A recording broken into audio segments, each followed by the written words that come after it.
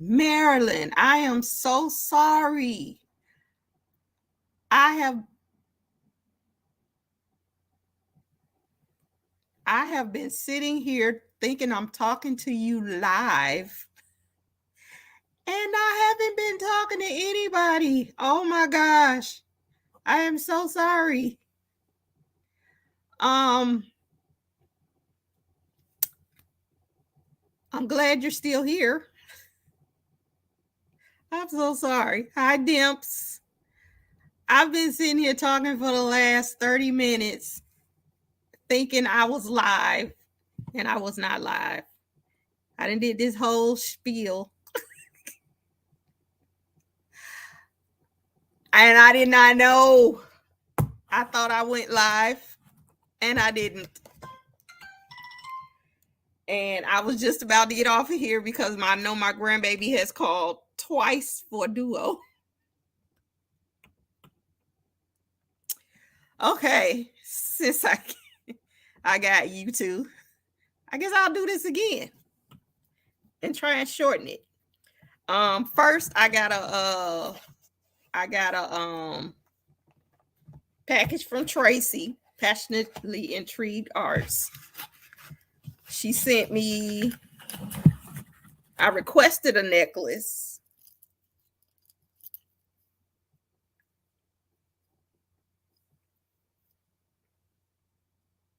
And she sent this to me. And then she surprised me with a beautiful necklace. And I remember watching her make this. It's gorgeous. Hi, Dimps. Hi, James. Hi, Nova Real. You guys, you have no idea what I just went through. I thought I was talking to nobody but Maryland for the last 30 minutes and did not realize I was not live. So that was my unpackaging. I basically got on to talk about multiple sclerosis, which I have. And this is Multiple Sclerosis Awareness Month. We don't get recognized. And I don't know if you've noticed on TV and everything, they've been talking about every other month that this is Women's Month. I think lupus. I've seen purple ribbons for lupus and a couple other things. But I was coming on because next month I will be participating in a walk for MS to raise funds. And I set my goal. Hi, big boy. I set my goal for $500. Before I moved back to Jackson, I did the walk after getting in a support group for 3 years in a row. It was me and my daughters. Well, this year it'll just be me. And I decided this year that I would come to my YouTube crafting community for help with donations because I don't get family support. They don't understand my disease. They don't believe the things that I go through because I look fine. So what's the matter with you? You look fine, which is what a lot of people with MS get unless they see you riding in a wheelchair or walking around with a walker or something. The link for donations is at the bottom of the screen, and it's also in my description. So, what multiple sclerosis is a autoimmune disease that your immune system is attacking itself. So basically, it's like, say you have an electrical cord and a piece of that electrical cord is missing. That electrical cord will short. That's just like the nerves inside of my body, if a piece of the outer layer of it, the myelin, is missing, it will cause a short to my brain. Now I have lesions on my brain, and I have one on my back, just below the area of my heart. So every time I have an episode or exacerbation or whatever you want to call it, I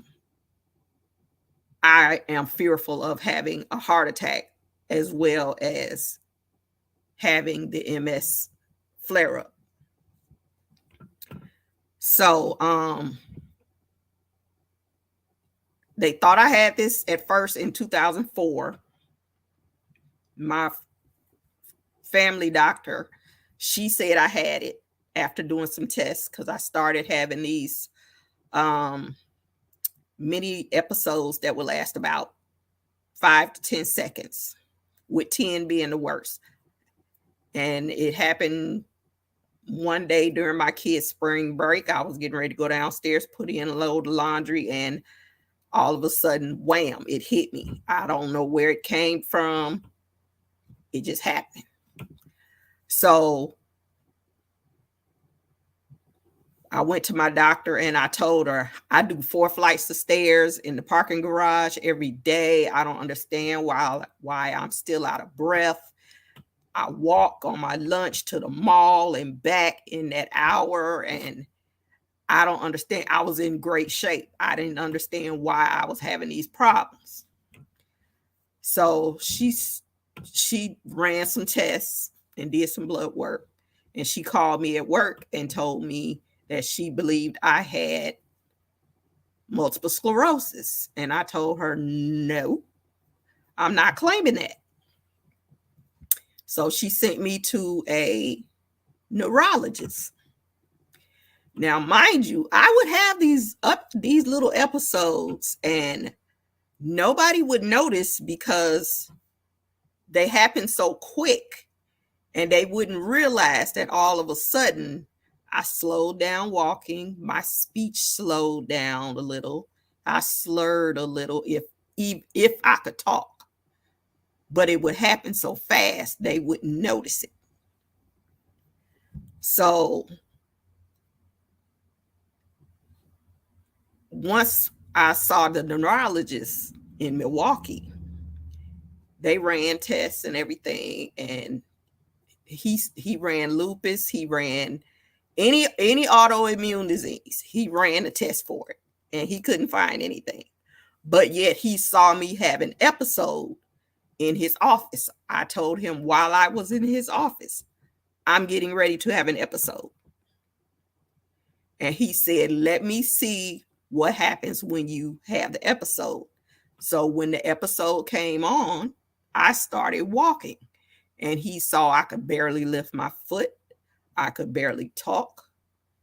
And then just as fast, it was gone.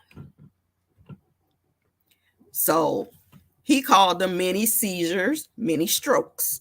That's what I was having. So for years, that's what I thought it was, mini seizures and mini strokes. And I knew that stress would set it off. My forearms would break out if I was stressing. And if I was driving, I could feel it coming on. Same way I can now. I could feel it coming on. I would pull over and let it pass.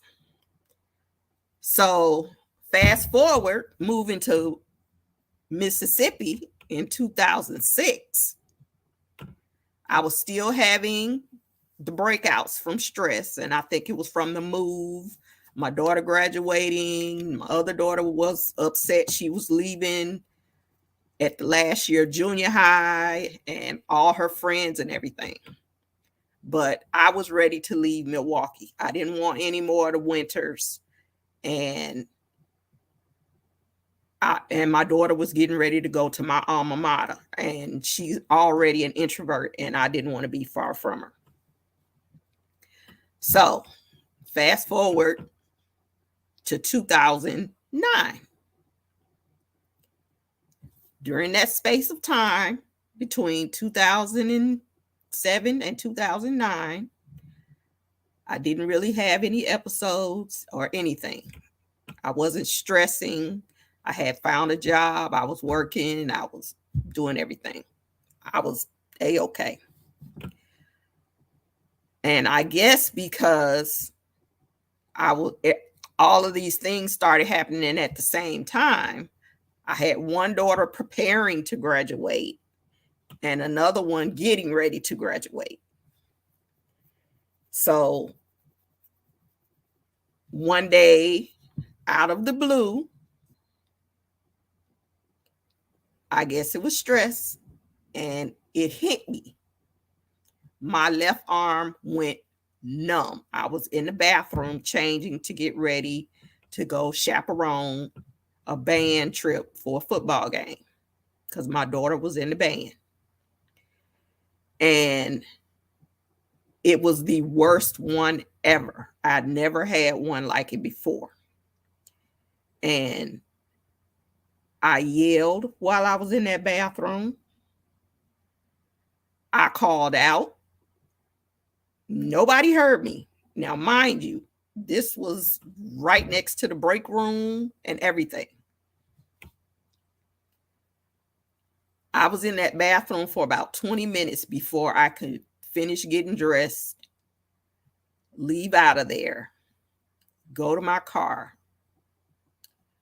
call my daughter's band teacher and tell him I'm not going to be able to chaperone today. Something is wrong and I need to go to the hospital.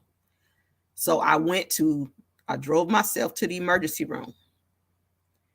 By the time I get to the emergency room and they see me, nothing's wrong. Mind you, I sat in the emergency room for over an hour. The symptoms had went away. There was nothing they can do but just send me home. Wasted trip. That happened to me like 3 times. So my daughter was in ballroom. My youngest daughter was in ballroom at this particular time. It was her senior year. She was in ballroom dancing. And we were leaving her ballroom class that night. And the lady that owned the ballroom studio also had a doctor's office on the first floor. And she was a Black doctor. And I went to put my seatbelt on. And everything just went numb. And I had my daughter go in and get one of the dance instructors and asked him, was the doctor still there? And so come to find out she came out to the car to check me out. And she believed it was a pinched nerve. So she gave me something for the night for the pinched nerve. Went home, came back to see her the next day. I miss VSC in 09. And Craftable and Big Boy. I didn't mean to ignore you guys. I'm trying to get this over with since it's the second time that I'm going through it. I thought I was live the first time. So this particular doctor sent me, this is why I was here in Jackson. She sent me to have a nerve conductivity test done. Now, mind you, I've already had one of those done in Milwaukee on my leg when I was having the symptoms before. This time it was on my arm to see if I had a pinched nerve. Worst thing to have is a nerve conductivity test. Shots of electricity. That's what it is. Getting higher and higher. So after having the test done, he couldn't find anything wrong. So she sent me to neurologist next. And I told her I've been through the whole spiel with the neurologist, and they said there was nothing wrong. They said it was many seizures, many strokes. And she said, well, I want you to go anyway. So I went to the neurologist here, and she said it was disc bulges in my neck and in my back. I already knew I had disc bulges in my lower back, but I didn't know about my neck. So she figured that might be causing the problem.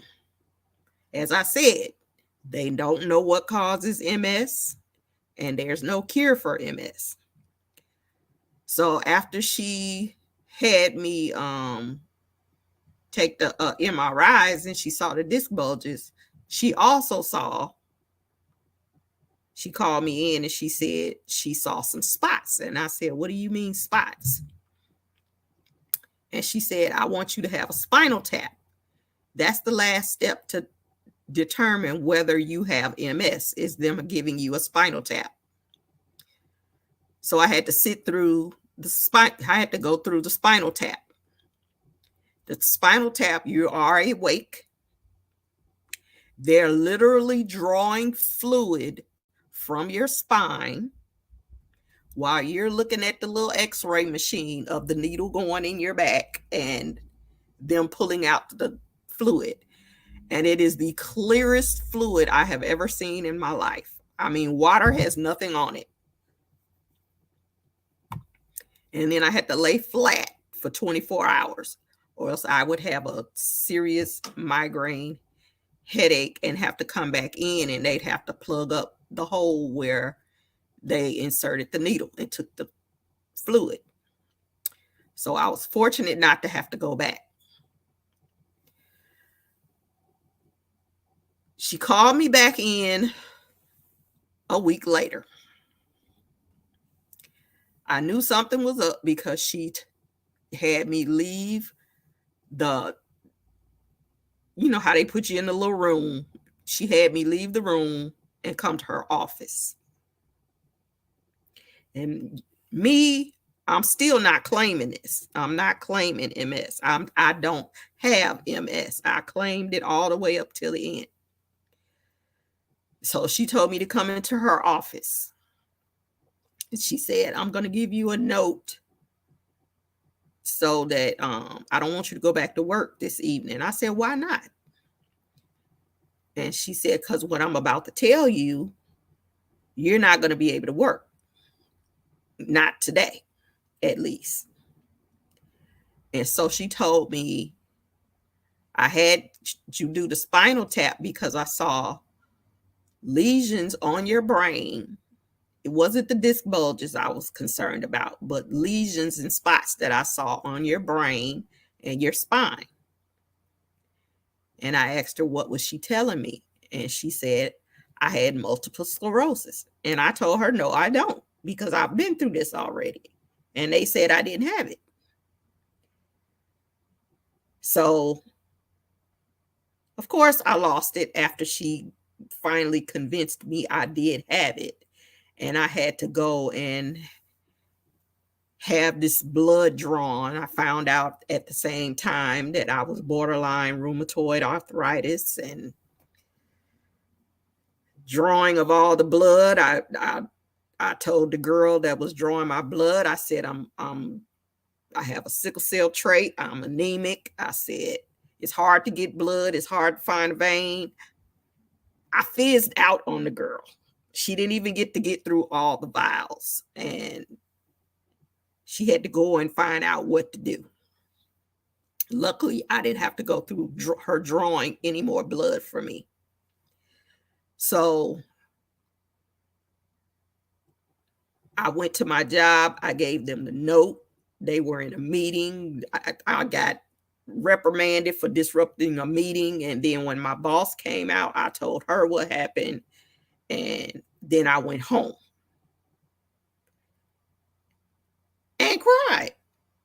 I cried for days. I called my mother. I called my father. I told my kids when they got home. It was hard. When I say hard, it was hard to have to take that all in and know that your life is about to change and you don't know where it's going to go from there, because there's 5 different stages of having MS, and I have the most common one. I have a friend right now who I'm very close to from my support group, he's confined to a wheelchair. He has to use a computer to talk. But this man is remarkable. He doesn't let it stop him.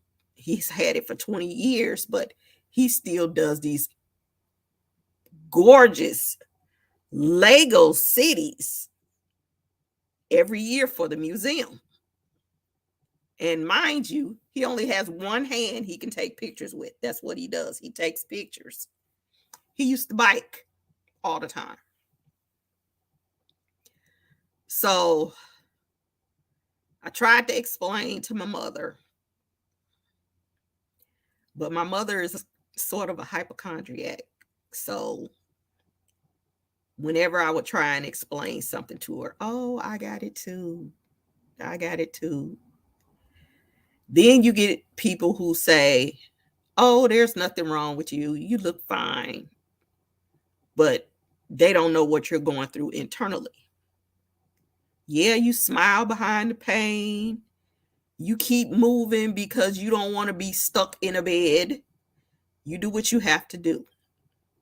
That's why when you guys see me putting up the videos of me in the gym, I be in so much pain, but I still have to do what I have to do, because every time I have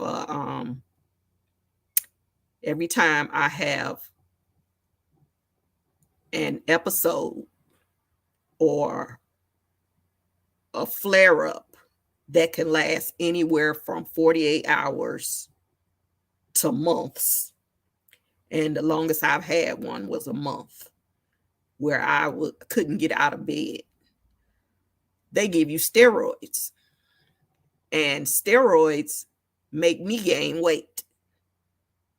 By right, I should still be a little person, a little size 5, 7, 9. I'm pushing 14. And that's after having 2 kids. The weight gain has nothing to do with them. So I try and do what they want you to. They want you to exercise.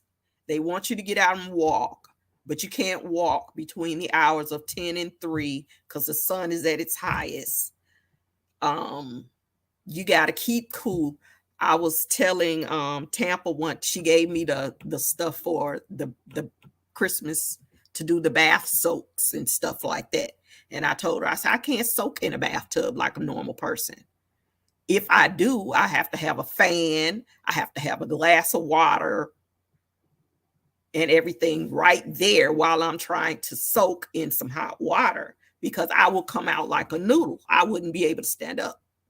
So I'm confined to showers. I have gotten used to it. I deal with it because I know it's something I'm going to have to deal with the rest of my life. A lot of my family still don't understand, including my mother. The last time I had a major episode while living with her, she didn't get it. It was like, get up. I'm tired of you laying in the bed. Because I was staying with her for 5 years, unfortunately. And if I complain, oh, I have that same problem too. No, you don't. My kids understand. My father, before he passed, he understood. I have a cousin now who has a friend who has it. She understands now. My inner circle of friends understand. Family is another story. They don't care how tired you are, because I'm always tired. They don't care that you don't feel like doing something. If they want you to do it, they want you to get up and do it. They don't understand. I just don't feel like it.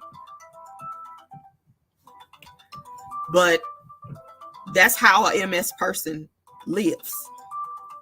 And we take it a day at a time. So my PSA was to see if I can get my crafting community to donate to MS for me to do this walk next month. And the link is right there on the page, and it will be in my description box. My goal is to raise $500.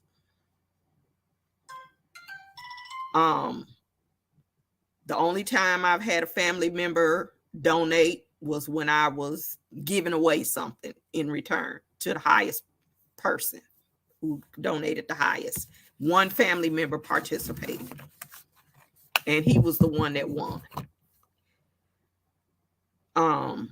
That was my granddaughter again, so I'm finna get ready to cut this off before she goes to sleep. So if you have any questions about MS, now's the time, because I said this was also a Q&A. So if you have any questions, put them in the chat. A sister's doing fine. Today I had one of those days where I got up, I started cleaning, swept the whole house, and then I sat in this chair over here and started watching somebody on YouTube and fell asleep until 30 minutes into uni. It was one of those days. I was cold, and I usually enjoy the cold because I'm heat sensitive. And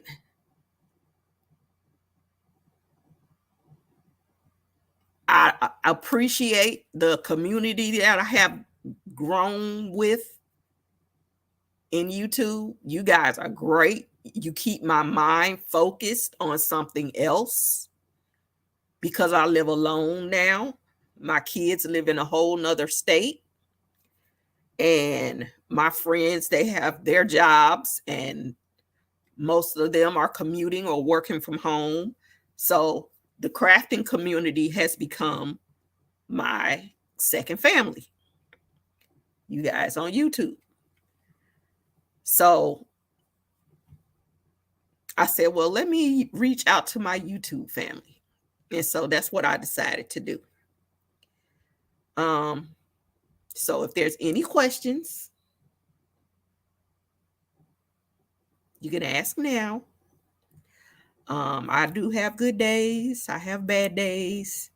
I have days where I don't want to get up and do anything. I've gotten in the habit of getting up in the morning. I moved the TV out of my room and gotten into the habit of getting up, making up my bed every morning so that I will get up and get out of the bed and come to another room.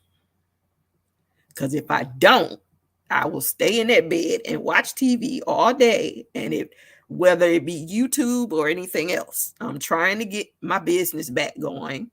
I did get an order today for 6 dozen cupcakes this month.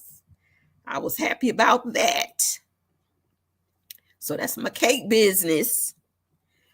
And I do have another cake order. My best friend's daughter decided to go to the Air Force at the age of 38. So I have an order for her for next month. And then I'm getting into the t-shirts and the crafting that you all see me doing. I've loved to craft since I was a kid. My mother got us started with tree decorations, and then we had at the park in our neighborhood, there was somebody there every summer teaching us how to do keychains and anything else crafty to keep us busy during the summer. So that's why I'm trying to learn what I can. My brother he got me the t-shirt, the heat press, the whole kit and caboodle, because he wanted me to do that. And it was supposed to be to make shirts for him and his crew, but I've only made a few for them. But regardless, I've been making shirts this past week. I don't know if you can see one in the background. That's a whole stack I made this week for me and my kids and my granddaughter. And then I've been making samples. I'm going to try and get up an Etsy store.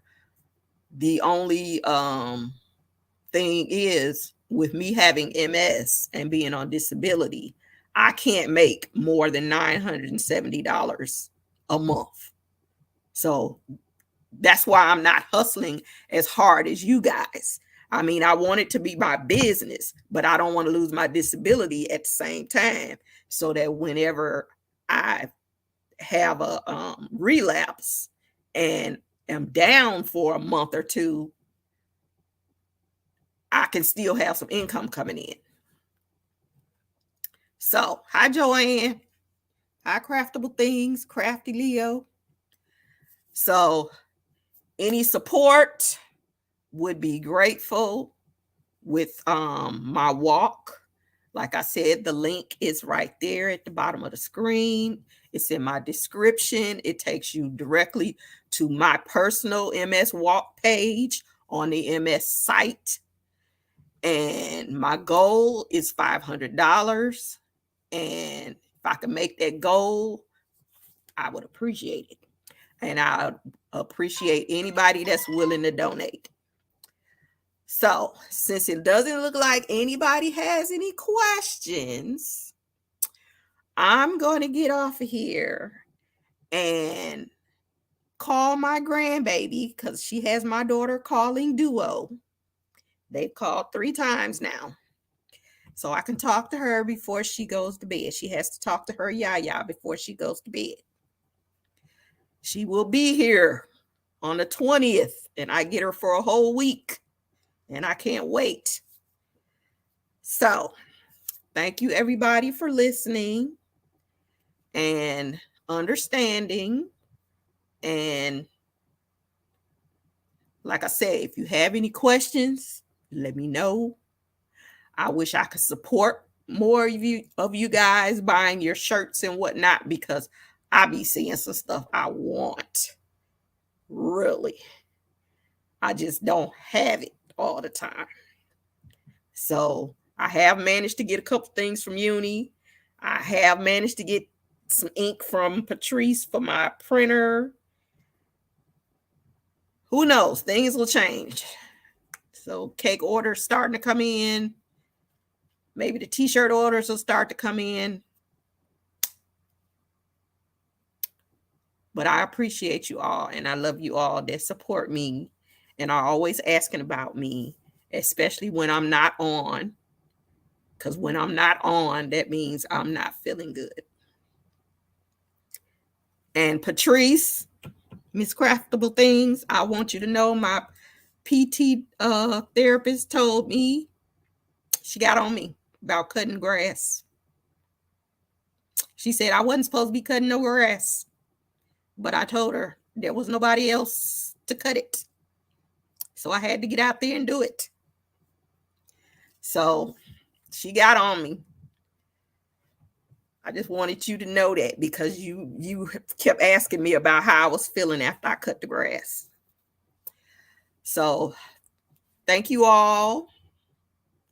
Have a good night. I'm finna call my baby, and then I'm going to get ready to catch up on some shows. Oh, Dimps, don't do that, because I'm a crybaby too. But I understand. I didn't mean to make you cry. I just wanted to educate you all, because we don't get recognized like everybody else. We're left out at the bottom of the pool. You get a commercial about some new medication, and that's it. Nobody's taking the medication that they're putting out there on TV. That'd be new stuff. So nobody's even taking it. So thank you all for the support and for being there and checking on me. Those who check on me when they don't hear from me, I appreciate it. And I love you all. And peace and good night.